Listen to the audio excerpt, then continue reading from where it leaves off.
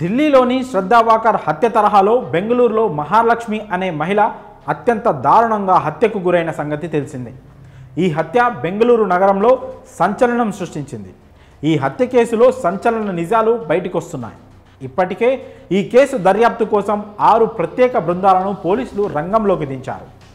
ఓ సినీ crime story లెవెల్లో ఈ దారుణ హత్య చోటు చేసుకుంది. పశ్చిమ బెంగాల్కు చెందిన మహాలక్ష్మి 3 నెలల క్రితం బెంగళూరుకు వచ్చింది. ఆమెకు భర్తతో గొడవలు కావడంతో అతడి నుంచి దూరంగా ఉంటుంది. అయితే ఉన్నట్లుండి శనివారం ఆ మహిళ ఉంటున్న ఇంట్లో నుంచి దుర్వాసన రావడంతో స్థానికులు ఈ విషయాన్ని పోలీసులకు తెలియజేశారు. అప్పుడే అందరూ నివ్వెరపోయే నిజం తెలిసింది. ఆ మహిళను అతి దారుణంగా ముక్కలు ముక్కలుగా నరికి ఫ్రిడ్జ్లో పెట్టారు. తలను పక్కనే సూట్ కేసులో పెట్టారు. ఇక ఈ ఘటనపై కేసు నమోదు చేసిన పోలీసులు దర్యాప్తు చేపట్టారు. తాజాగా ఎఫ్ఐఆర్లో సంచలన నిజాలు బయటపడ్డాయి. దానికి సంబంధించిన పూర్తి వివరాలు ఇలా ఉన్నాయి.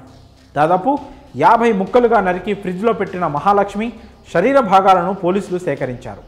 అనంతరం వాటిని అన్నీ అమర్చి అందులో నుంచి పేగు భాగం, కడుపు భాగానికి వైద్య పరీక్షలకు పంపించారు.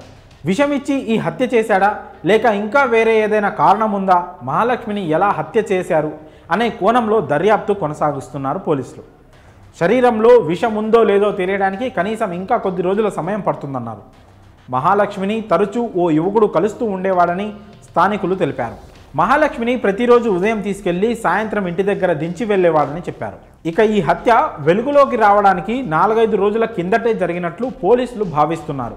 అలాగే పోలీసులు మహాలక్ష్మి తల్లిని, భర్తను కూడా విచారించారు. ఇలా ఆమెకు సంబంధం ఉన్న ప్రతి ఒక్కరిని విచారిస్తూ వివిధ కోణాల్లో దర్యాప్తు కొనసాగిస్తున్నారు పోలీసులు.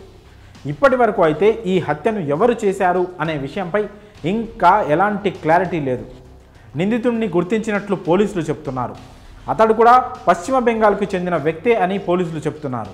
అయితే ఇంత దారుణంగా హత్య చేయడం వెనుక దాగి ఉన్న కారణాలు కూడా తెలియాల్సి ఉంది. అక్రమ సంబంధం, ఆర్థిక లావాదేవీలు వంటి వాటి కారణంగా ఈ హత్య జరిగిందా అనే కోణంలో పోలీసులు దర్యాప్తు చేస్తున్నారు. అలానే భర్తతో విడిపోయిన కారణంగా అతనే ఈ హత్య చేయించాడా, ఇలా ఈ కేసు విషయంలో అనేక కోణాల్లో పోలీసులు విచారణ చేస్తున్నారు. మరి ఈ కేసులో రానున్న రోజుల్లో మహాలక్ష్మి హత్య కేసులో ఎలాంటి నిజాలు బయటపడతాయో వేచి చూడాలి. మరి ఈ దారుణ ఘటనపై మీ అభిప్రాయాలను కామెంట్స్ రూపంలో తెలియజేయండి.